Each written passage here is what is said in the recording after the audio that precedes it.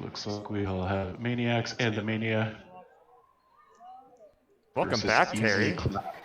How's it going, Terry? And Mitch is too. Hey. I'm doing well. It is all right. So for now, people will have to ignore the. Okay, so I got to switch something on this camera. There's a little bit of issues going on, but it will be back. You might see some flickering going on, but that's everybody wakes up in the morning, including a camera, and the internet just cut out. Okay. Hold on a sec. Did the internet cut out for you too? Good times. I'm still here. All right. I'll be right back. So far, so good. All right. Well, as we try and get that sorted out, we will look a bit more at what's happening here. We do have Maniacs and the Maniacs choppy, though, right now. And Ben Johnson seems to have dropped in as well. Morning, Terry. Hello, Ben. You've got choppy internet, but we've got camera issues on court too, so I get to jump in and say hi. Hot dog. Well, welcome. This is a nice co-ed matchup. We've got Easy Claps on the far side. That is a team with a lot of name recognition. Absolutely. Folks like Shauna Rowe from the Canadian national team, Sade Berkeley as well. Folks like Brianna London and Karina Mezcua from the American national team in past years.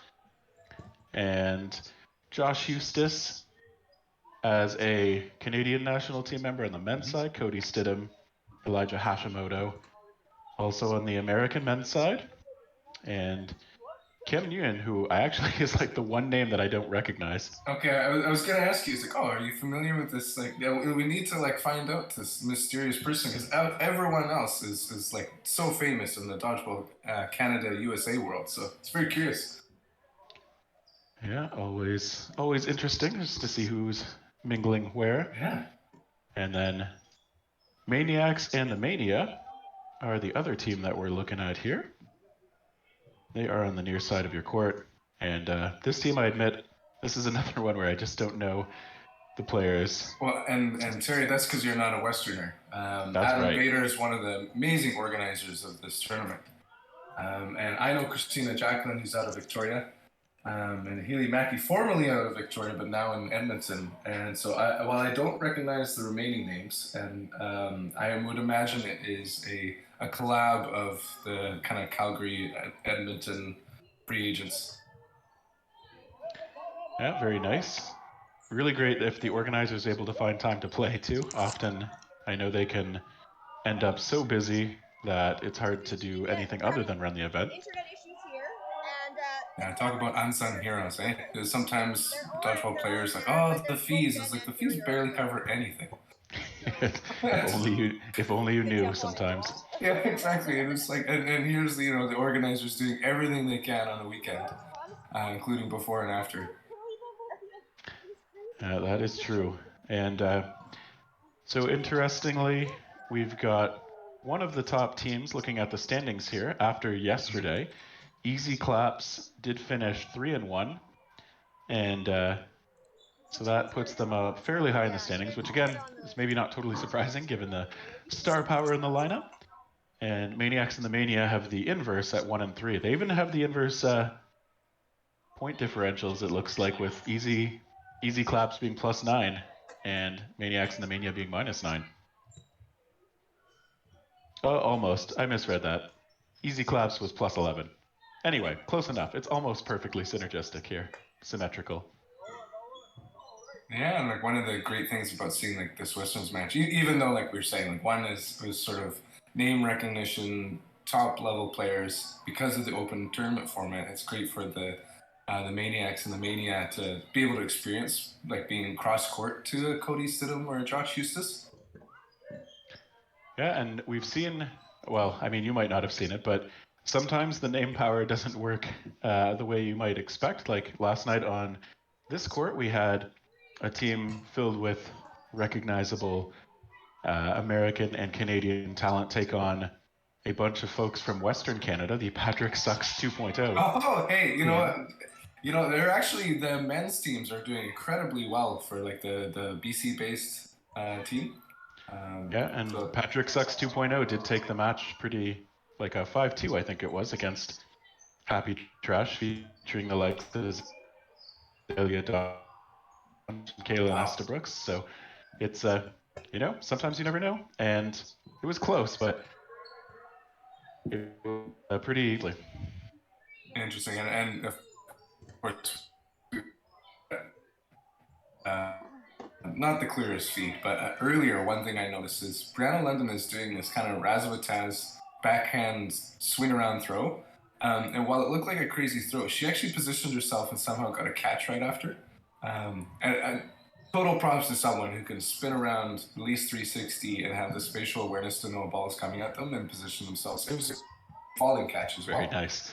Yeah, we've seen her throw that at Worlds in the past, and I'm an admirer because when I was learning to play dodgeball in, oh, nice hit there, good one-for-one timing. When I was learning to play dodgeball in Ottawa, Ontario, one of my teammates worked out a backhand throw that he could throw harder than his forehand, and with decent accuracy, I learned to do it as well. And what's interesting about it is, depending on how you do your follow through, you can end up squared up really nicely to incoming throws from some of the people across from you. So it's hard to aim well, but if you do put in the time to learn to throw it, it's decently effective. Even against like catchers who just often, some amount of catching is relying on what you see from the throwing motion and the release point of the person throwing at you, and it's a lot harder to adjust to it when they have an unorthodox throw. So, but in the meantime, we do have a 2-0 start for Easy Claps so far.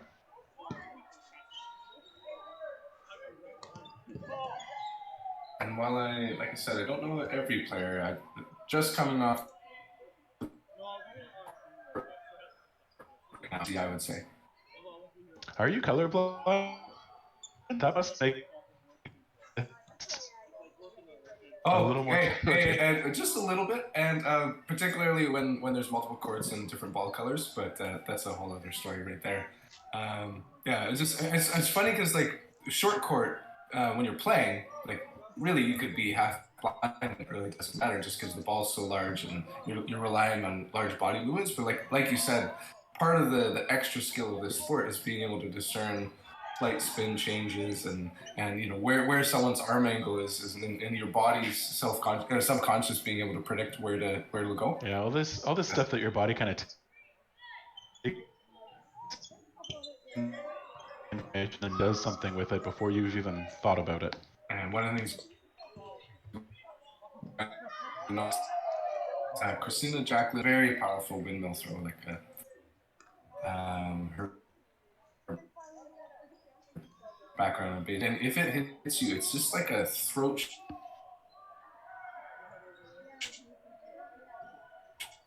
It's just such a frustrating hit.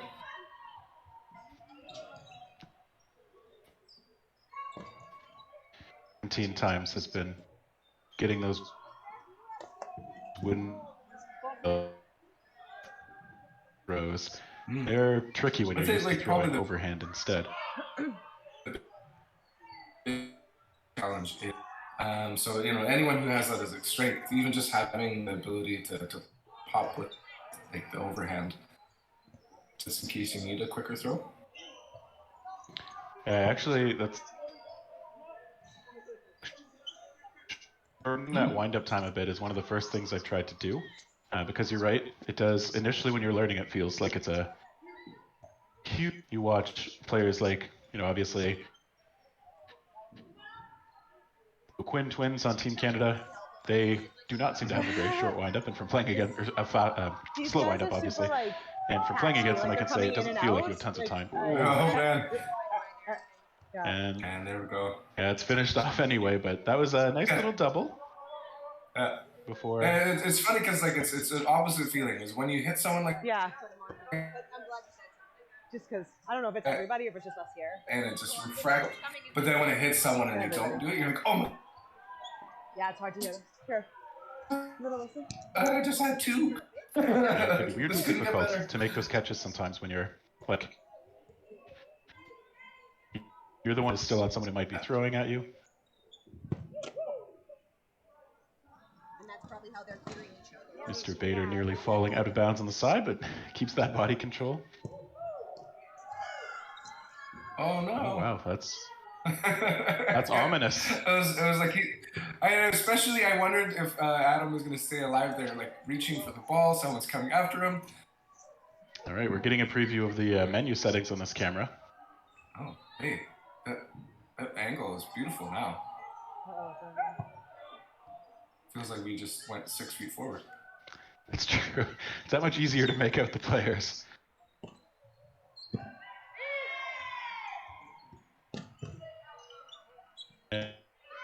You were saying a bit earlier, I think it is nice to get the experience sometimes of playing against some of these, international level talents, because I do think that that's often helped me push my game to another level.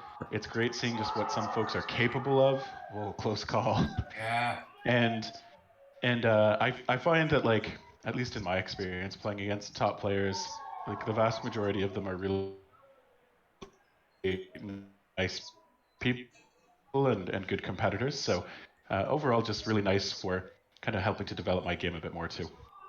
Yeah. Like no one wants to join a tournament or like a league where it's like one team is just like a stacked team of all-stars, so it's like you just get beat up. But the alternative of just being kind of beaten by someone who's clearly better is like you try a little bit harder, right? Versus maybe, I don't really need to go onto my knees and catch position. It's really like being able to be in the zone and try your best. And then just kind of see like where that level is at, right? Like when you go to throw and seeing the fact that they, like there's some players that I know that not only can they jump, but they somehow seem to be able to move in the air when they jump. And it's like just teaching your brain new things that you didn't know that dodgeball could do. Yeah, that is true. Just, sometimes new ideas for things you've never seen. Like we just saw Brianna London there do the take the lateral off the rush and immediately spin into that backhand throw, which you kind of called out earlier. I think that's really fun to see. Well, it is like, like it partly is like why I have like, a non-dominant throwing arm is like in a tournament like this. I think folks that are ambidextrous are loving it, right? And you can see just different body types and how like, so someone like Cody Stidham, I think he's one in from the right. He's someone who's tall and upright and just kind of for the most part owns it. Like Adam Bader's somewhat similar. Like guys who are over 6 foot, you'd think they'd be like Jason Mergler. In my mind, he can often be like a corkscrew and get himself swollen quite a bit. But those guys don't seem to mind leveraging all their height and just seeing how different bodies excel in different ways. Yeah, we do see, say on the left side there, Josh Eustace with kind of a classic athletic build, and he's just very explosive in his movements back, forward, side to side. Unbelievably. Very quick player. And stamina, just like a roadrunner, will not stop. And I watched the game earlier with him, and he was down 1v4, but you just see all of a sudden he turned it up a gear, and and just kill, catch, kill, and game's over. And just his ability to do a multi-league tournament is part of what makes him an international level player. T-Day events. I know when I went from my first kind of rec level tournaments where it was just 4 hours on a weekend or something to whole day events, even that's quite a jump up. And then once you start doing, I've only done I think a 2-day event, and even that by the end, like Ontario Provincials, was pretty hard. Yeah, and then you discover like your hamstrings. You can tell your calves. Like just every individual muscle group will sort of show up, and you can tell which dodgeball muscles you use. Now we see Berkeley and Rowe taken up to the line, and as well. This team is getting set up, looking to extend that lead. I think if we're learning something from the easy claps, very rarely will you see just other players are up, and that maybe them shadowing in case the ball gets thrown past a player to them. But there's just this fluidity of motion when they're grabbing balls, they're walking up. Right now they're just going to go attack right and seize the moment. But even just like they're not just huddling in the middle and talking. There's this like forward momentum where they're kind of confirming their play, and just rarely are they standing still. And like you said, it's often worth kind of thinking about what else could I potentially do to help the team here. And I think that, just like you said, one of those things that's, I think, underappreciated by newer players is just shadowing your teammates a little bit. If you have a chance to recover a ball that they popped up with a block, or even if it's a hit and you can kind of save them, very valuable. So knowing which positions to be in and maintaining your awareness to be in a spot to do that kind of thing is pretty valuable. And speaking of protecting a teammate, one thing that the toss back didn't work. So Shauna noticed this and turned and like acted as a blocker while the other player kind of picked up the ball and retreated. And then she threw the ball over to the left wing to Hustis. Just great work in terms of making sure that the play itself didn't go correctly, but then the new play emerged of protecting your teammate. Yeah, exactly. Shauna Rowe, long-time fixture on Team Canada, and very, very smart, savvy player. And you just see just one example of that, just being aware of what's happening and covering the teammate. You see Ameskia head out there. A little bit of a reaction as she heads off to the side. And so this is actually a strong portion from Maniacs and the Mania. They're up in players right now, still on the hunt for their first point, but looking decent so far. Fingers crossed for the underdogs right now. Great strong hit by Shauna Rowe right there. You just tell me where you're evening things up on the player count. Obviously, basically every member of Easy Claps is fully capable of bringing it back. So it's not over until it's totally over. And so the Maniacs, well, I'm not sure if these are the Maniacs or the Mania, but they're going to be working at it with Hustis looking to threaten from pretty far up. And yeah, another hit out on the side as well. Hit by Jacqueline. She had two balls, was throwing at one player, and then Brianna was going after her, and she made the elimination.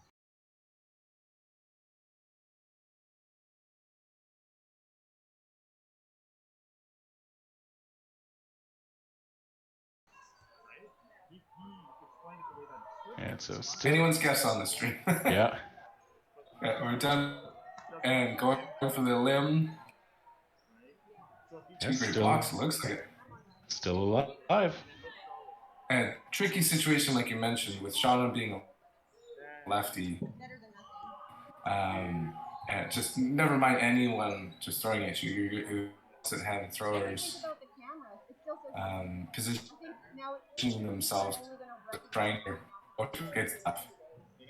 Yeah, the way of Easy Claps here, but yeah, I guess just because lefty throwers are just that much less common than righties, it's can be a little jarring or disorienting to face them. Just those releases are a bit different. The angles that things tend to move just that little bit different, and they seem to be enough to disrupt people sometimes.